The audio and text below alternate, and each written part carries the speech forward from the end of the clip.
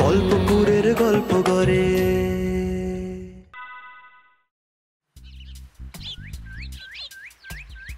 জয় জয় মায়ের জয়, কৃপা করো মাগো। যাই গো। ও মা, যাই কি গো? বলো আসি। দুকা দুকা টুকা টুকা। ও হ্যাঁ, মেয়েকে অবশ্যই যেন পাঠশালায় পাঠিও। লেখাপড়ায় কোনো রকম ফাঁকি দেওয়া চলবে না। তুমি কিচ্ছু ভেবো না বাবা, আমার লেখাপড়া করতে খুব ভালো লাগে। আমি পাঠশালায় যাবই যাব। শোনা মা আমার, এখন তাহলে আমি আসি। এসো এসো, সাবধানে যেও।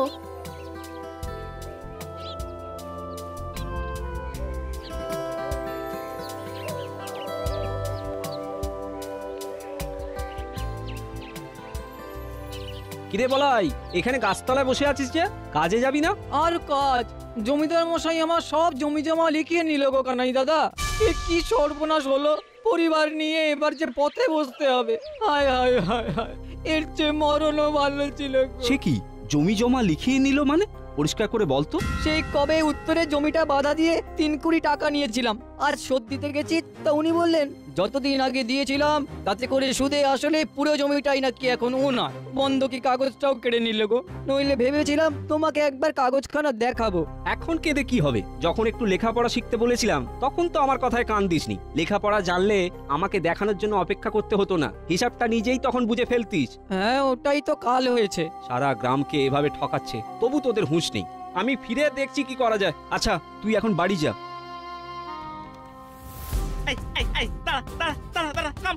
থাম বলছি, থামলি? দৌড় করিয়ে ছাড়লে একেবারে।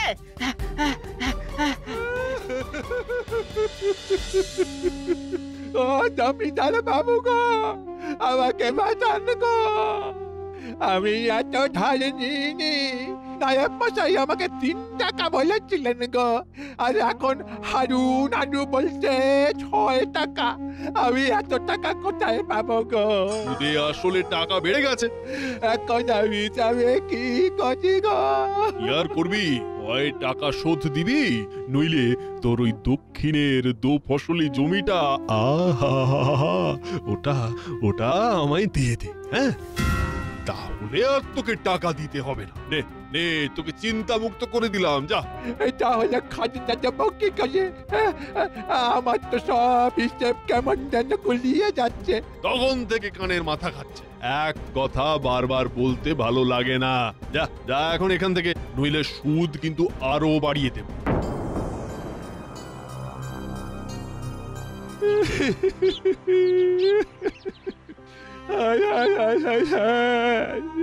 এখন আমার কি হবে রে? ও কানাই রে, আমি বুঝি ধনে টানে গেলাম রে। কতবার তো বলেছি জ্যাঠা, লিখতে পড়তে জানলে আজ এই দশা হতো না। একটু আগে বলাইকেও দেখলাম, ওর ক্ষেতের সামনে আম গাছটার তলায় বসে কাঁদছে। শেখার কোনো বয়স নেই।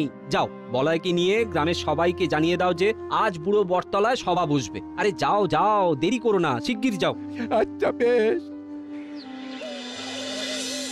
সকলকে একটা কথা বলার আছে। তোমরা সকল গ্রামবাসী বলাই আর জ্যাঠার কথা শুনেছো নিশ্চয়ই? হ্যাঁ, শুনেছি শুনেছি। তবুও আমাদের কোনো হেলদোল নেই। সেই কবে থেকে বলছি, পড়তে লিখতে না শিখলে এই দুর্দশা ঘুচবে না। তা কে কার কথা শোনে? এবার আমরা আর দেরি না করে যত তাড়াতাড়ি সম্ভব লেখাপড়া শুরু করব। আমিও রাজি। হ্যাঁ, আমরা সবাই রাজি। বেশ বেশ বেশ, তবে মন দিয়ে শোনো। আজকাল তো তোমরা অনেকেই ছেলে মেয়েদের পাঠশালায় নিয়মিত পাঠাও না দেখি। এবার থেকে সবাই একটু লিখতে পড়তে শেখো দেখি। অন্তত নিজের পাওনা গন্ডাটুকু যেন বুঝে নিতে পারো। অনেক তো হলো, আর কত ঠকবে তোমরা? ছেলে মেয়েরা দিনের বেলায় পড়তে যাবে, কেউ যেন বাদ না যায়। আর বড়রা সব কাজের শেষে রাতের বেলায়। সবাই রাজি তো? হ্যাঁ হ্যাঁ, রাজি রাজি। তবে শুভস্য শীঘ্রম। হ্যাঁ পণ্ডিত মশাই, কাল থেকে আপনার টোলে শুধু আমরা 3 জন না, সবাই যাবে। আচ্ছা, এই ব্যাপার। জমিদার বাবুকে খবরটা এক্ষুনি দিতে হবে। আজকে সভা তাহলে এখানেই শেষ। কথা মশাই, জবর খবর, জবর খবর। গ্রামবাসীরা কানাইয়ের পরামর্শে সব একজোট হয়েছে। হ্যাঁ, বাচ্চাদের সাথে বড় বুড়ো সবাই চলে যাবে বলছে। সবাই লেখাপড়া শিখবে। লেখাপড়া শিখবে? হ্যাঁ, লেখাপড়া, পণ্ডিত হবে, পণ্ডিত। বলি বলি সবাই মিলে সব শিখে গেলে আমার জমিদারি চলবে কি করে? শেখাচ্ছি লেখাপড়া, হচ্ছে পণ্ডিত। তাহলে কি করতে হবে কর্তামশাই? আজ রাতেই পাঠশালা ভেঙে গুঁড়িয়ে দাও, মাটিতে মিশিয়ে দাও। আজ থেকে ছোট বড় কেউ আর পড়াশুনো করবে না।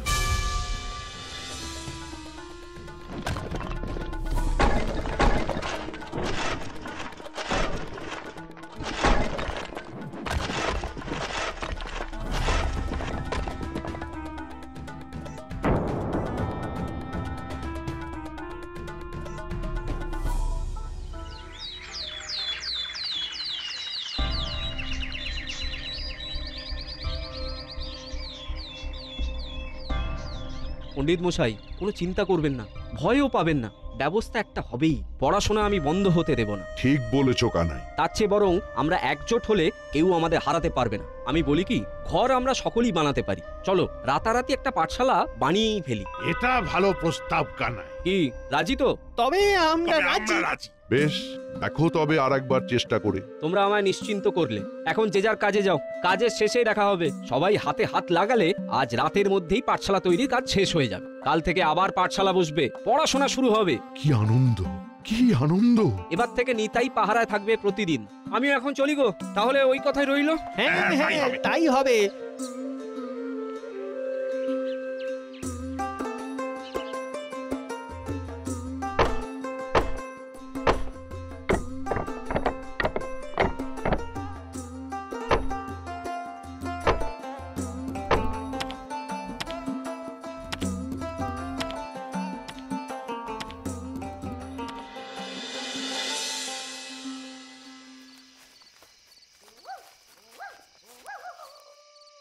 আরে আরে, পাঠশালার ওদিকে আলো জ্বলছে কেন? কালকে রাতেই তো কর্তার আদেশে পাঠশালা ভাঙা হয়েছে।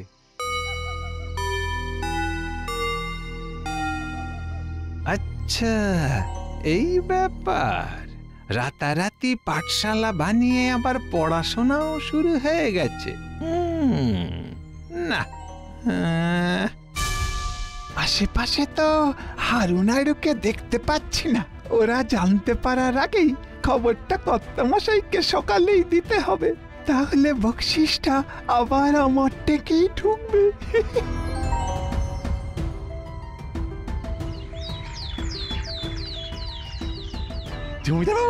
জমিদার বাবু, কাল রাতে কানাই সদল বলে আবার নতুন পাঠশালা বানিয়ে ফেলেছে। কি এত সহজ আমার সাথে লড়াই? তবে আর বলছে কি, তাই তো দৌড়ে এলাম। একই হারুনাড়ু, রাতারাতি এত বড় একটা কাণ্ড হয়ে গেল। নাকে সর্ষের তেল দিয়ে ঘুমাচ্ছিলি নাকি? আমরাও তো খবরটা পেয়ে আপনার কাছে ছুটে এলাম। হ্যাঁ, এই শুধু তারক একটু আগে, আমরা একটু পরে। কর্তামশাই, আপনাকে এত বড় একটা গরম খবর দিলাম, আপনি আমার হাতটা যদি একটু গরম করে দেন। হ্যাঁ, দিচ্ছি। এই নে তোর বকশিস। কথা বলছি, বকশিস কি শুধু ওই তারকই পাবে? মানে আমরা পাবো না? খবরটা তো ওই আগে দিয়েছে, তাই বকশিসের ভাগিদার তারও কি হবে। কিন্তু এখন কি করব জমিদার বাবু? আজ রাতেই আগুন লাগিয়ে দিবি, জ্বালিয়ে পুড়িয়ে ছারখার করে দিবি। দেখি বেটারা পড়াশোনা করে কি করে। হুজুর, যত খাটাখাটনির বেলায় হারু নাড়ু, আর বকশিসের বেলায় তারক।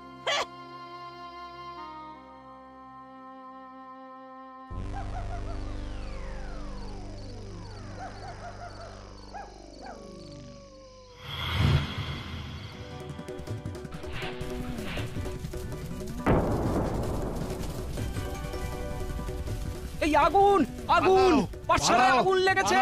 এই আগুন, পাঠশালায় আগুন লেগেছে। সবাই পাঠশালার বাইরে যাও শিগগির। আমি দেখছি কি করে আগুন নেভানো যায়।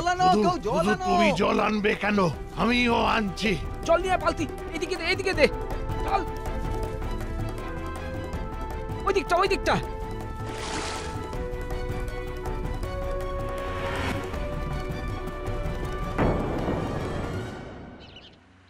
বুঝলে বউ, যতক্ষণ না এর একটা বিহিত করতে পারছি শান্তি নেই। আমার উপর ভরসা করে সবাই এগিয়ে এলো, আর এ কি অঘটন ঘটলো। আমার কেবলই মনে হচ্ছে আমি এসবের জন্য দায়ী। তা কেন হবে গো? তুমি তো সকলের কথা ভেবেই এ কাজ করেছিলে। এ তো সব দুষ্ট লোকের কারসাজি। এতে তোমার দোষ কোথায় বলো দেখি? হ্যাঁ, মা তো ঠিক কথাই বলেছে বাবা। সে যাই হোক, চেষ্টা আমাকে করতেই হবে। আমি একটু বেরোচ্ছি।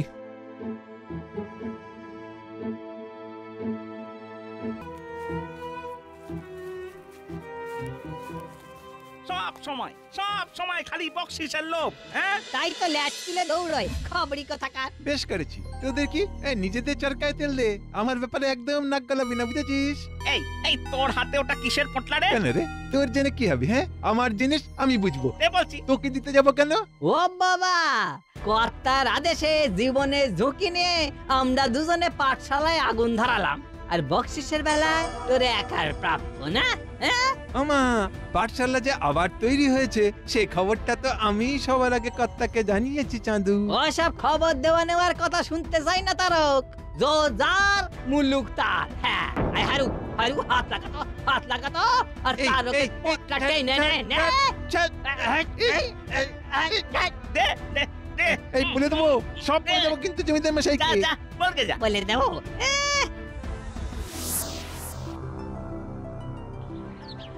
এ কি, তুমি বাজারে যাওয়ার নাম করে গেলে কিন্তু খালি হাতে ফিরে এলে যে? বলি, আজকে খাবারের কি বন্দোবস্ত হবে? খাবার পরে, এখন খবর আছে। খবর? কি খবর?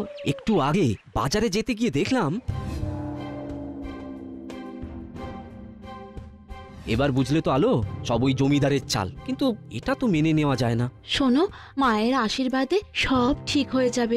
দেখো, সে যে যাই বলুক, মা যা করেন মঙ্গলের জন্যই করেন গো। এত বড় সর্বনাশ করলো, আর তুমি বলছো মঙ্গল? আহা, যখন জানতেই পেরেছো এসব জমিদারের চাল, তখন আর মাথা গরম করো না গো, বরং ঠান্ডা মাথায় ভাবো। শোনো, তুমি এক কাজ করো দেখি, ওই জমিদার বাবুর কাছে যাও। উনি হাজার হোক আমাদের তো মা বাপ, তাই না বলো?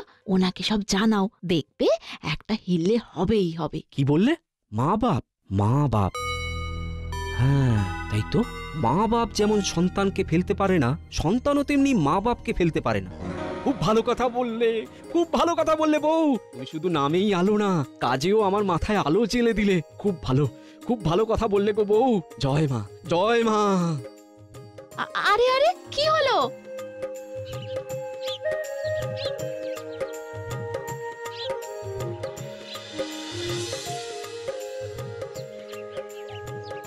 কি তাহলে সবাই বুঝলে তো আমাদের কি করতে হবে? না না না না, এইভাবে জমিদার বাবুর সাথে চোখে চোখ রাঙিয়ে কাজ করা উচিত হবে না।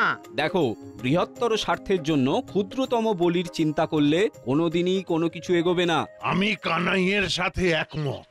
আমিও চাই পাঠশালা আবার তৈরি হোক। তাহলে আর দেরি কেন? চলো চলো, সবাই চলো, আমরা নতুন করে পাঠশালা গড়ি। বৃন্দাবন কাকা, তোমাকে কিছু বলার আছে। তুমি তো আমাদের এই গ্রামের নারী নক্ষত্র জানো। আমাদের একটা জিনিস চাই, এবং সেটা যত দ্রুত বানানো যায় তত দ্রুত বানাতে হবে। কি জিনিস? কি কাকা, হবে তো? হ্যাঁ হ্যাঁ, হবে হবে। আমার এমন একজন গুণী শিল্পীর সাথে পরিচয় আছে যে এই সব কাজে বিশ্বকর্মা। চলি হে, এখন চলি।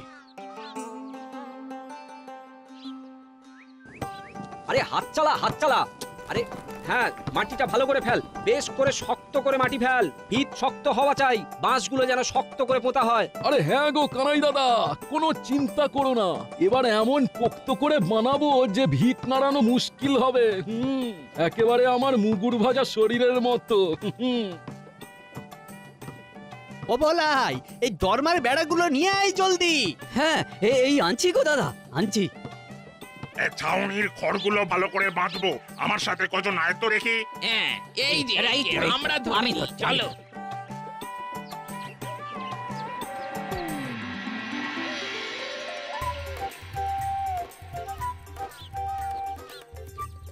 বাহ, আসল কাজ হয়ে গেল। চলো, আমাদের আর কোনো চিন্তা নেই। এবার সবাই নির্দ্বিধায় কাজ করো। আর হ্যাঁ, তোমাদের যেমন যেমন বলেছি তেমন প্রস্তুত আছো তো? বিপদ কিন্তু যখন তখন আসতে পারে। আমরা সবাই প্রস্তুত আছি।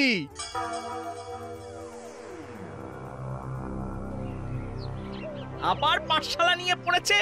চল আমরাও হাত লাগাই। এটা কি বলছিস রে? বলি ভাঙতে গেলে হাত তো লাগাতেই হবে নাকি? তবে চল চল, আর দেরি কেন, হাত লাগাই। আর এক পাও যদি এগো ও ঠ্যাং আমি ভেঙে দেবো। খুব যে সাহস বেড়েছে দেখছি। জমিদার মশাইকে জানালে তখন দেখা যাবে কার ঠ্যাং কে ভাঙে। তাই তো। এই এই বাঁধ দুটোকে পিছমোড়া করে। আমাদের ছেড়ে দে, আমাদের ছেড়ে দে, ছেড়ে দে বলছি। খুব খারাপ হয়ে যাচ্ছে কিন্তু। কানাই, একটা কথা মনে রাখিস, আমরা কিন্তু কর্তার খাস লোক। হ্যাঁ, কর্তা মশাই ধৈর্যের বাঁধ ভেঙে গেলে না আর তোদের মজা দেখিয়ে দেবে। আরে বাবারে, ওরে আর ওরে আরে হারু, ওরে বাবারে। অনেক সয়েছি, আর নয় অন্যায়। বেশ হয়েছে, বেশ হয়েছে। বেটা হারুনারু আমার টাকা পয়সা গায়ের জোরে ঝেড়ে দিয়েছে। এখন বোঝ, ঠেলা সামলা, একেই বলে ধর্মের কল বাতাসে নাড়ে। যদিও আমিও অধর্মই করে চলেছি, যাই বাবা, এই এখান থেকে সরে পড়ি।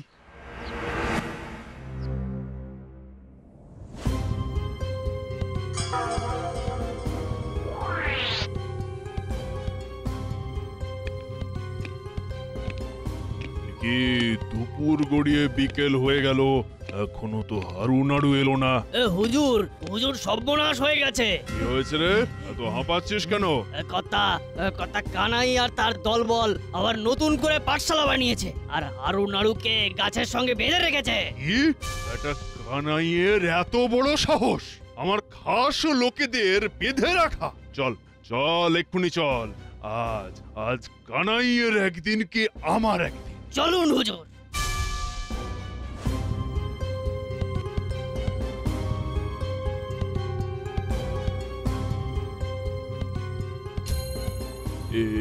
কি এই তোরা এটা করছিস কি?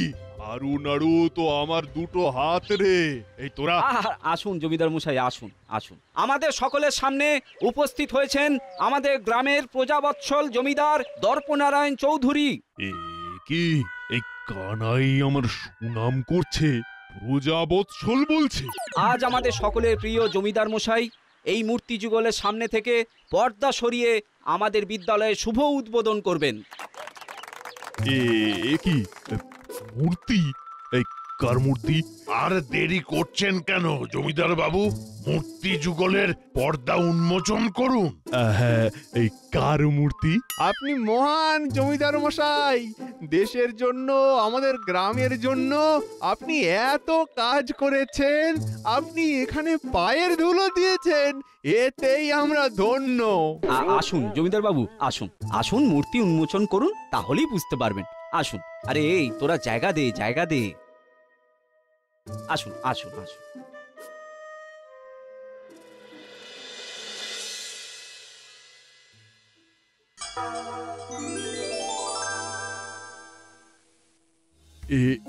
কি এ তো আমার বাবা মায়ের মূর্তি। এবার আপনি একটু সকল গ্রামবাসীর উদ্দেশ্যে ফলকের লেখাটা একটু পড়ে শোনান। পড়ছি। আমি শ্রী দর্পনারায়ণ চৌধুরী, আমার বাবা স্বর্গীয় আদিত্য নারায়ণ চৌধুরী এবং আমার মা স্বর্গীয়া চন্দ্রাবালা দেবীর স্মৃতির উদ্দেশ্যে সর্বসাধারণের জন্য এই পাঠশালা শুরু করলাম। আরে সবাই হাঁ করে দেখছো কি? জমিদার বাবু ওনার মা বাবার উদ্দেশ্যে আমাদের জন্য এত বড় কাজ করলেন, ওনাকে প্রণাম করো। আপনি মহান জমিদার মশাই। জমিদার মশাই একটু পায়ের ধুলো দিন। জমিদার মশাই একটু পায়ের ধুলো দিন। ঠিক আছে। বলছি যে সব কিছুই তো হলো, তা বাবা ওই হারুনাড়ুকে বেঁধে রেখেছিস কেন? ওদের ছেড়ে দে। আচ্ছা জমিদার বাবু, এই কেউ ওদের বাঁধনগুলো খুলে দে। কিন্তু ওদের বেঁধেছিলি কেন? তাহলে শুনুন, আপনার দুই হাত আপনার মা বাবার নামে তৈরি হতে চলা পাঠশালা ভাঙতে যাচ্ছিল। সে কি রে হারুনাড়ু, হ্যাঁ? এত কাণ্ডর পর তোরা জানিস না যে আমার বাবা মার নামে ওই পাঠশালা তৈরি হচ্ছে? সব ব্যাপারে তোদের মাতব্বরি না? আরে আগে আমাদের কথা শুনুন। না আর কোনো অজুহাত শুনতে চাই না। এখন আমার আসল হাত কথা বলবে।